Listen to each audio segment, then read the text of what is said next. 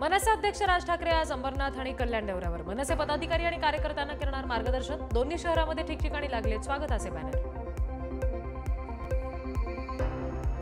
नवी मुंबई आंतरराष्ट्रीय विमानतळाला दिबा पाटील यांचं नाव द्या. भाजपचे पनवेलचे आमदार प्रशांत ठाकूर यांची मागणी. विमानतळाला पाटील यांचं नाव न दिल्यास राजीनामा देईन, ठाकूर यांचं वक्तव्य. केंद्रीय निवडणूक आयुक्त लोकशाही उद्ध्वस्त करणाऱ्या यंत्रणेला मदत करतायत. राहुल गांधी यांचे मतचोरी प्रकरणी निवडणूक आयोगावर गंभीर आरोप. राहुल गांधी यांचे आरोप तथ्यहीन, चुकीचे आणि निराधार. राहुल गांधी यांच्या आरोपांना निवडणूक आयोगाचं प्रत्युत्तर. महाराष्ट्राच्या राजुरामध्ये सुद्धा मतचोरीचा प्रकार. 6,850 मतदारांची नावं वाढवली. खोटे मोबाईल क्रमांक वापरून अर्ज दाखल केले. राहुल गांधींचा गंभीर आरोप. राहुल गांधींचा आरोप म्हणजे फुसकाबार. पुराव्यांशिवाय आरोप करणारे राहुल गांधी सिरियल लायर.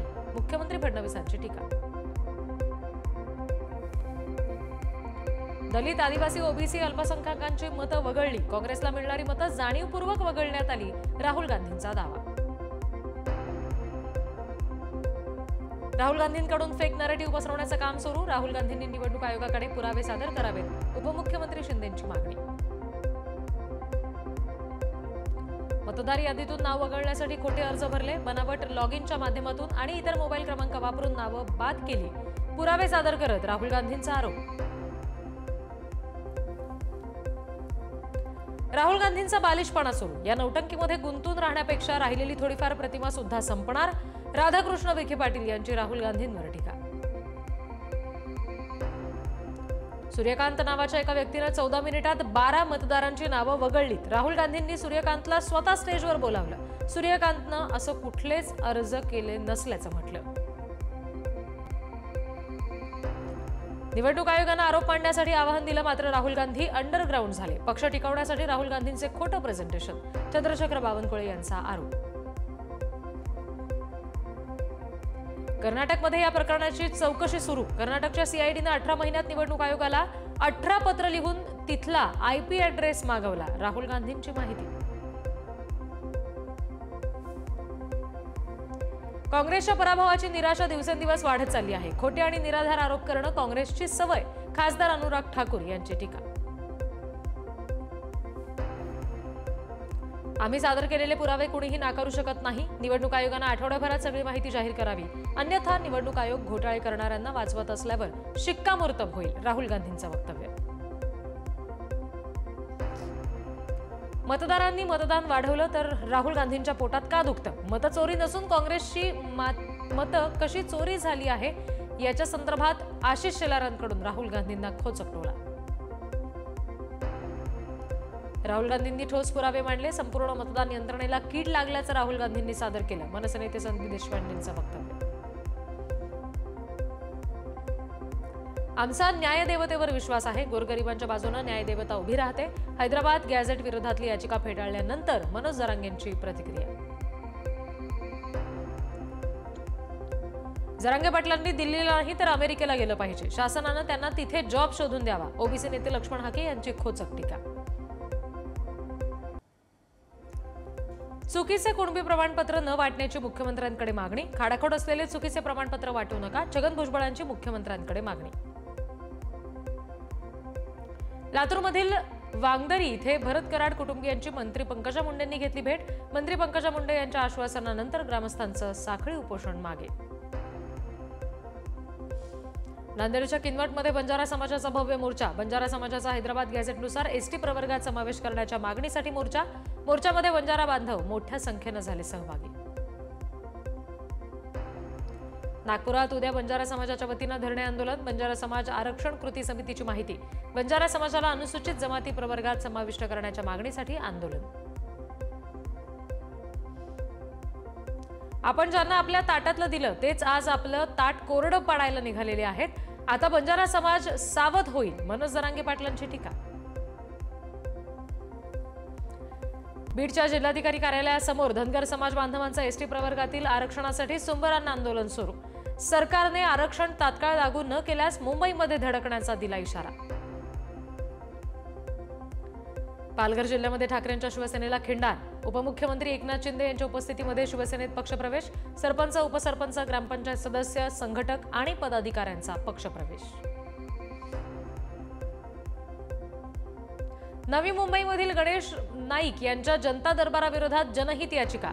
जनता दरबाराला शिवसेनेचा आक्षेप, याचिकेला माझा आक्षेप नाही, नाईकांचं स्पष्टीकरण। धुळे जिल्हाधिकारी कार्यालयामध्ये फेरीवाला धोरण ठरवण्यासाठी बैठकीत गदारोळ। शिवसेनेच्या उपनेत्या शुभंगी पाटील आणि भाजपचे माजी नगरसेवक हिरामण गवळी यांच्यात वाद। माधुरी हत्ती प्रकरणामध्ये हायपॉवर कमिटीकडे याचिका दाखल। नांदणी इथे माधुरी हत्ती परत मिळावा यासाठी सुरू आहे लढा। नांदणी मठ, वंतारा आणि राज्य सरकार या तिघांकडून हायपॉवर कमिटीकडे याचिका दाखल। नागपुरात आज होणाऱ्या राष्ट्रवादी काँग्रेसच्या चिंतन शिबिर स्थळाची राष्ट्रवादी काँग्रेसचे प्रदेशाध्यक्ष सुनील तटकरेंकडून पाहणी। वर्धा महामार्गावरील स्थित एम्प्रेस पॅलेस या ठिकाणी सकाळपासून चिंतन शिबिर पार पडणार। नंदुरबारच्या जिल्हाधिकारी डॉक्टर मिताली सेठींची दोन्ही मुलं अंगणवाडीत घेणार शिक्षणाचे धडे। जिल्हाधिकाऱ्यांच्या या कृतीचं सगळ्याच स्तरातून होतंय कौतुक। दसरा दिवाळीच्या पार्श्वभूमीवर अन्न आणि औषध प्रशासनाची मोठी कारवाई। नाशिकच्या सिडकोमध्ये छापा टाकून 43,680 किमतीचा 121 किलो बनावट पनीर आणि खवा केला जप्त। तपासणी दरम्यान निकृष्ट दर्जाचा आढळला पनीर आणि खवा। अहिल्यानगर शहरातील अवैध कत्तलखान्यांवर महापालिकेनं फिरवला जेसीबी। गोवंश हत्या होत असल्यामुळे आमदार संग्राम जगतापांनी केलं होतं आंदोलन। 5 कत्तलखाने जमीनदोस्त।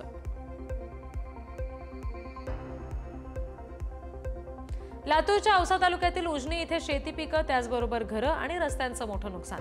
नुकसानीची राज्याचे सार्वजनिक बांधकाम मंत्री आणि लातूरचे पालकमंत्री शिवेंद्रराजे भोसलेंनी केली पाहणी।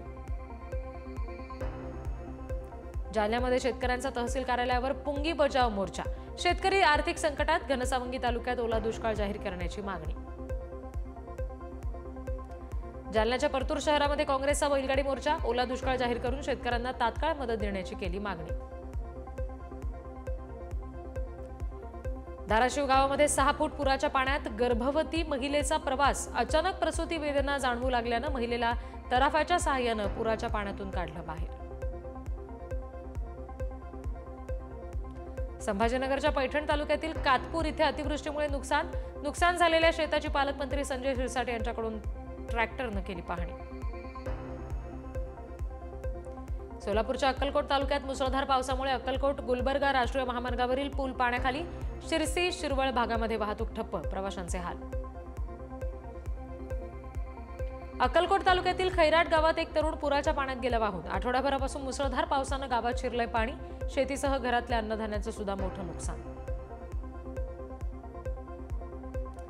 पुण्यामध्ये मुसळधार पाऊस, विविध भागामध्ये साचलं पाणी। एफसी रोडवर पादुका चौकाजवळ पाणीच पाणी। पिंपरी चिंचवड शहरामध्ये पावसाची पुन्हा हजेरी। पिंपरी चिंचवडकरांची उडाली तारांबळ। अनेक सखल भागात मोठ्या प्रमाणात साचलं पाणी। पाण्यात बुडून दोघांचा मृत्यू। भंडाऱ्यातल्या खांबाडी इथली घटना। मासे पकडण्यासाठी गेले असता घडली धक्कादायक घटना। जालन्यामध्ये बेपत्ता झालेल्या तरुणाची कुंडलिका नदीत दुचाकी सापडली। तरुण वाहून गेल्याचा अंदाज। कुंडलिका नदीमध्ये शोधकार्य सुरू। दुसरीत शिकणाऱ्या चिमुकलेल्या घराच्या दरवाजातून वाघानं उचलून नेलं। चंद्रपूरच्या सिंदेवाही तालुक्यातली हृदयद्रावक घटना। शोध मोहीम अजूनही सुरू। पालघरच्या MIDC मध्ये पुन्हा एकदा स्फोटात एकाचा जागीच मृत्यू तर 4 जण गंभीर जखमी। पालघरच्या लिंबानी सॉल्ट इंडस्ट्रीज कंपनीमध्ये झाला स्फोट। पुण्यातील रांजणगाव गणपतीजवळ इलेक्ट्रॉनिक्सच्या दुकानाला लागली आग। आग लागून गाड्यांच्या बॅटऱ्या जळून खाक। घटनेत कोणती जीवितहानी नाही। अमरावती विभागाचे शिक्षक आमदार किरण सरनाईक यांच्या कारची पायी चालणाऱ्या युवकाला धडक। 25 वर्षीय युवक गंभीर जखमी। सरनाईकांनी स्वतः तरुणाला गाडीत टाकून रुग्णालयात केलं दाखल। अकोल्यातील जिल्हाधिकारी कार्यालयासमोर ओबीसी आरक्षण बचाव समितीचा आमरण उपोषण सुरू। उपोषणाला बसलेल्या कार्यकर्त्याची तब्येत खालावली। पुण्याच्या शिरूर नगर परिषदेच्या भ्रष्टाचार आणि गलथान कारभाराविरोधात महाविकास आघाडीच्या वतीनं घंटानाद आंदोलन। अनेक कार्यकर्त्यांचा आंदोलनात सहभाग।